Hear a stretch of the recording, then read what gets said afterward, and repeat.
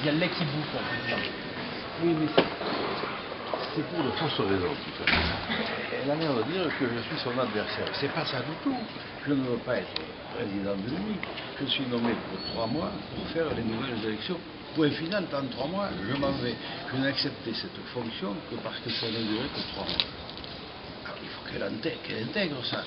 Mais quand même, vous comprenez qu'elle c'est du mal à passer, dans la mesure où elle vient d'être élue, il y a un an, il y a quelque chose d'important qui se négocie. C'est encore plus de mal à passer quand on s'entête. Il faut quand même noter que le conseil de surveillance s'est prononcé contre elle, en quelque sorte. Le directoire élu n'est pas de ses amis. Le GNC, qui est une composante importante, a voté un vœu disant que c'était moi qui devais faire ça pendant 3 mois. Comment le personnel, donc comment elle va faire fonctionner la maison? Elle est paralysée. Alors moi je vais lui proposer de partager aujourd'hui, de se mettre, allez, tous les deux dans la salle, on laisse Quintana sauver son congrès, conclusion, bien, applaudissements, et nous on ne dit rien du tout, comme ça il n'y a pas de... Et après, peut-être que j'arriverai à convaincre les gens qu'on lui laisse un rôle, par exemple, être la représentante de l'UNI à Bruxelles, au syndicat européen. Pourquoi pas? Parce qu'il faut quand même que la face soit sauvée. Mais pourquoi on en est arrivé là au sein de votre syndicat professionnel? Mais ça, je n'en sais rien. Moi, le conseil de surveillance a reçu 52 lettres qui demandaient une AGE immédiate. Ça a été transmis à la présidente, qui n'en a pas tenu compte. Évidemment, à l'arrivée de la Géo, une bronca terrible.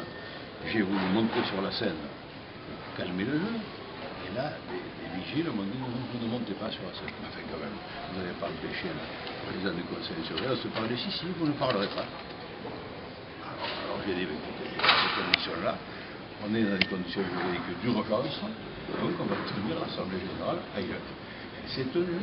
62 départements ont voté. 62 départements ont voté. 94,7% des gens ont dit qu'il faut la révoquer. Supposons que ceux qui ne sont pas venus, une vingtaine, soient tous de ses amis, qu'ils aient tous voté pour elle. Elle aurait quand même eu 70% de voix contre. Et il ne fallait surtout pas le publier, tout ça, c'était une affaire interne. Il aurait fallu qu'elle l'intègre et qu'on arrange ça entre nous. Mais alors ce climat pourri, pourquoi?